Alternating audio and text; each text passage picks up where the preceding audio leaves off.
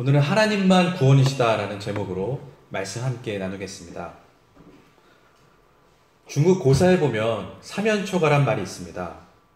이 뜻은 모든 사방에서 초나라의 노래로 아무에게도 도움을 받지 못하여 외롭고 곤란한 지경에 빠진 경우를 사면초가라고 합니다.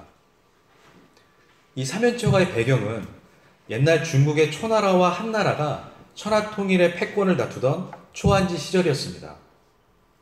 이 마지막 기세를 잡은 한나라 왕 유방이 도망치던 초나라 왕 항우를 추격합니다. 결국에 초나라의 항우가 한나라의 유방에게 대패해서 한나라 군사들에게 둘러싸이게 되는 형국이 됩니다.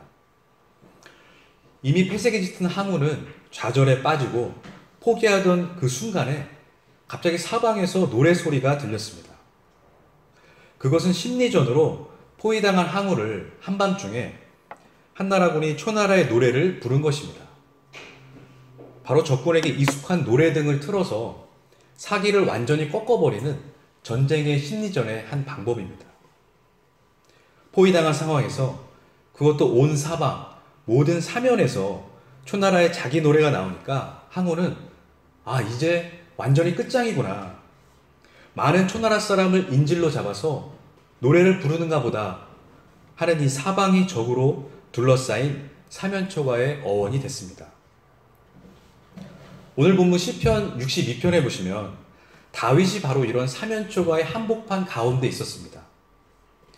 이 시편은 정확히 어떤 상황 가운데서 기록되었는지 나와 있지는 않지만 이 전체적인 문맥 가운데서 보면은 다윗이 평안한 상태가 아니라 오히려 자신을 공격하고 죽이려는 그런 절박한 상황 가운데 있었습니다. 그 가운데서 하나님께 드리는 시편입니다. 3절과 4절 말씀에 보면 넘어지는 담과 흔들리는 울타리 같이 사람을 죽이려고 너희가 일제히 공격하기를 언제까지 하려느냐. 그들이 그를 그의 높은 자리에서 떨어뜨리기만을 꾀하고 거짓을 즐겨하니 입으로는 축복이요 속으로는 저주로다 셀라. 3절에 넘어지는 담과 흔들리는 울타리 같이 사람을 죽이려고 하는 이 3인칭 단수인 사람과 4절에 그라고 다윗 자신을 표현하면서 그 사람인 다윗 자신을 향해서 다가오는 공격이 마치 넘어지는 담과 흔들리는 울타리 같았다라는 것입니다. 바로 이 시편을 쓴 다윗의 마음이 무너질 정도로 공격을 당했던 것입니다. 4절과 마찬가지로 다윗을 높은 데서 떨어뜨리기만을 꾀하고 거짓을 즐긴다는 것입니다.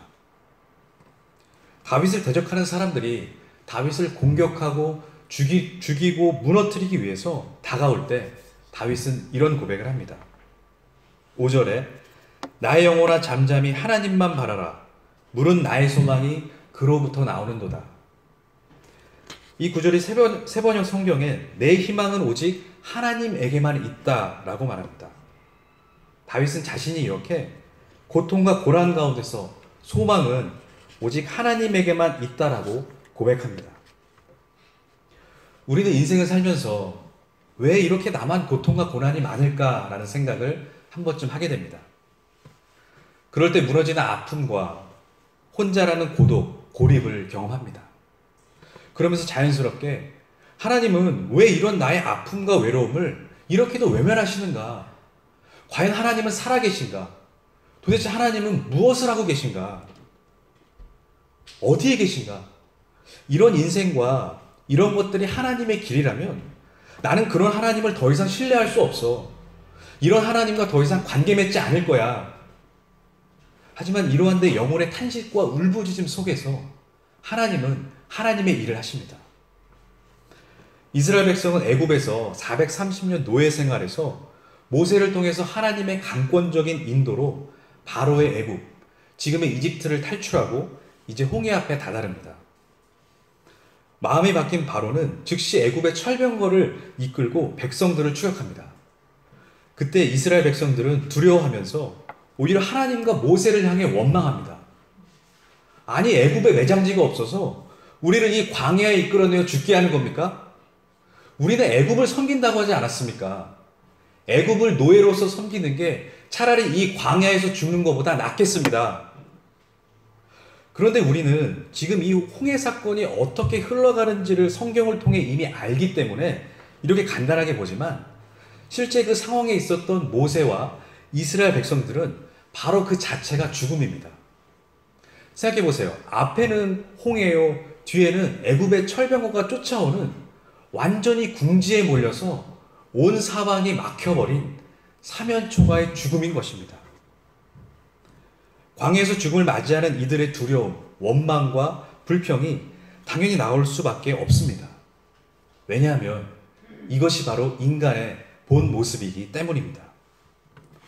출애굽기 14장 15절에서 18절을 보시면, 여호와께서 모세에게 이르시되 너는 어찌하여 내게 부르짖느냐. 이스라엘 자손에게 명령하여 앞으로 나아가게 하고 지팡이를 들고 손을 바다 위로 내밀어 그것이 갈라지게 하라. 이스라엘 자손이 바다 가운데서 마른 땅으로 행하리라. 내가 애굽 사람들의 마음을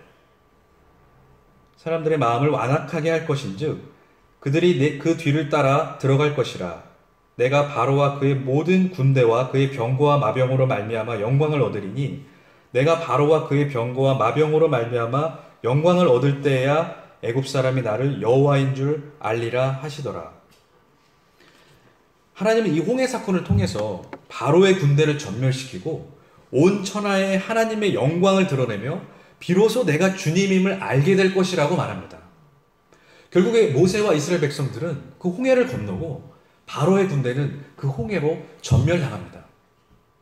이 홍해 사건은 오직 주님만이 구원이시다를 그 사면초가의 죽음에서 보여주는 것입니다. 오늘 본문에서도 다윗은 바로 그 구원의 하나님만 찬양합니다. 본문 6절 7절에 오직 그만이 나의 반석이시요 나의 구원이시요 나의 요새이시니 내가 흔들리지 아니하리로다. 나의 구원과 영광이 하나님께 있으며 내 힘의 반석과 피난처도 하나님께 있도다. 다윗의 인생은 그야말로 엄청난 고난과 고통의 연속이었습니다.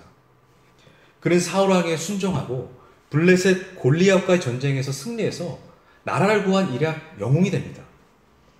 하지만 사울의 시기와 질투로 인해 도망자 신세로 전락돼서 떠돌이가 되고 대적이 된 사울은 다윗을 끝까지 죽이려고 쫓아옵니다. 그리고 주변에 온통 원수들로 가득 찼습니다. 그뿐만이 아니라 왕이 된 이후에도 밧세바와의 간음 사건으로 충신 우리아를 전쟁의 맨 전선 앞에 내보내서 의도적으로 죽이게 하고 그 사이에서 태어난 자녀가 죽고 아들 압살롬의 반역으로 또다시 도망자 신세가 되고 그 자녀들이 서로 죽고 죽이는 이런 비참하고 비극적인 사건들이 끊임없이 발생합니다.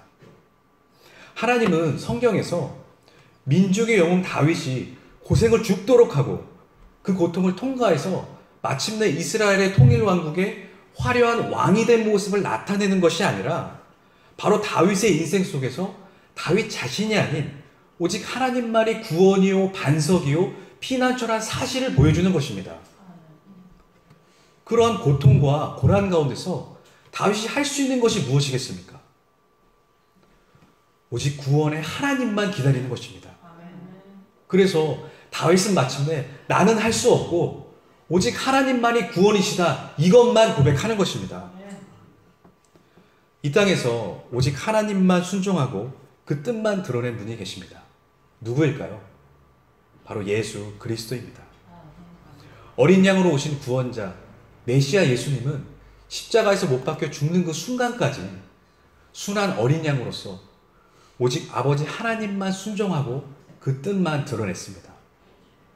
예수님은 십자가를 지시기 전에 겟세마네에서 땀이 피로 되는 기도를 하셨습니다. 마태복음 26장 37절에 39절에 베드로와 세베대의 두 아들을 데리고 하실새 고민하고 슬퍼하사 이에 말씀하시되 내 마음이 매우 고민하여 죽게 되었으니 너는 여기 머물라 나와 함께 깨어있으라 하시고 조금 나아가서 얼굴을 땅에 대시고 엎드려 기도하여 이르시되 내 아버지여 만일 할만하시거든 이 잔을 내게서 지나가게 하옵소서. 그러나 나의 원대로 마시옵고 아버지의 원대로 하옵소서 하시고 이 땅에서 예수님은 온전히 아버지의 말만 하고 아버지의 일만 하셨습니다. 그리고 십자가 앞에서 나의 뜻대로가 아니라 아버지의 뜻대로 하옵소서라고 하나님만이 구원이심을 보여주셨습니다.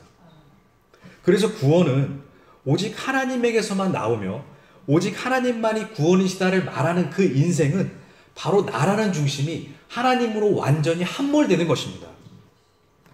오늘 본문 11절 12절을 세번역 성경으로 보면은 하나님께서 한 가지를 말씀하셨을 때 나는 두 가지를 배웠다.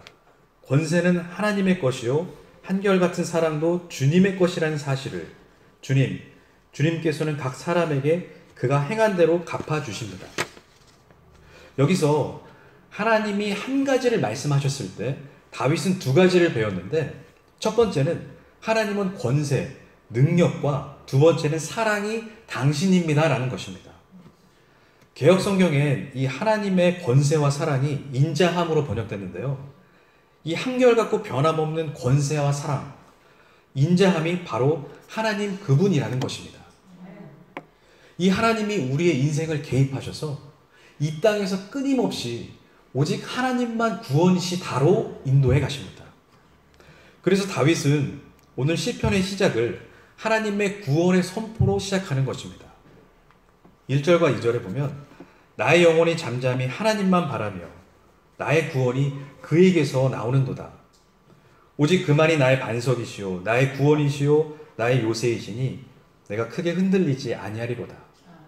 성도 여러분, 한나라군에 포위된 항우는 이제 우린 다 끝장이구나 하고 사면초가에 죽는 것이 이 세상이라면, 우리는 이 인생의 사면초가에서 이제 나는 완전히 끝장이구나, 이제 나는 완전히 죽었구나 하는 그때 하나님만이 구원이시다가 터져 나오는 것입니다.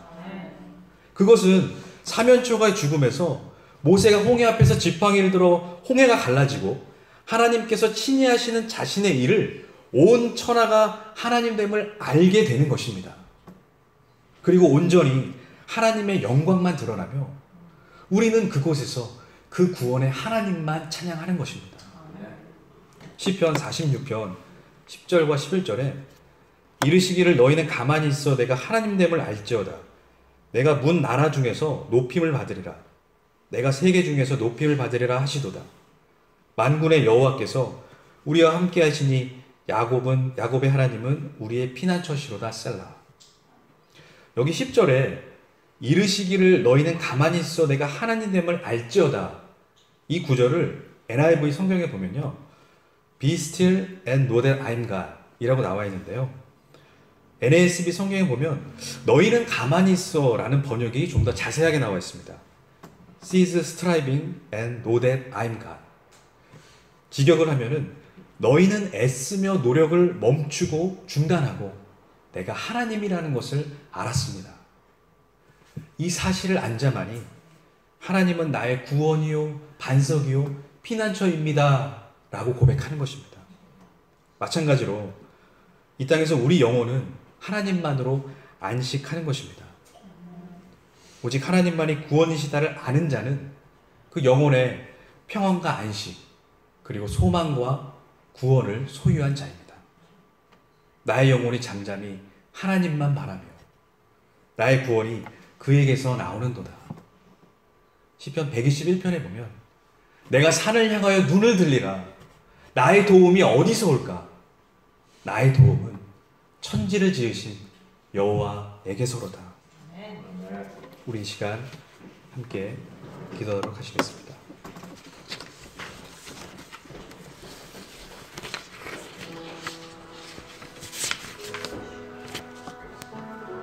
주님 감사합니다. 이처럼 말씀은 끊임없이 이 구원의 하나님만 말하고 있는 것을 우리는 보았습니다. 주님, 이렇게 이 구원의 하나님의 은혜와 사랑을 알 때마다 우리 자신의 본질적 존재와 창조주 하나님을 깨닫게 됩니다.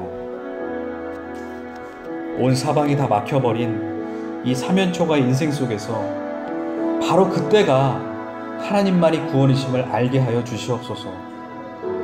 잠잠히 하나님만을 바라며 우리의 인간적 노력과 애씀을 멈추고 그 구원의 하나님을 우리 인생에서 끊임없이 찬송하게 하여 주시옵소서. 오직 하나님만이 구원이심을 알게 하옵소서. 예수님의 이름으로 기도했습니다. 아멘.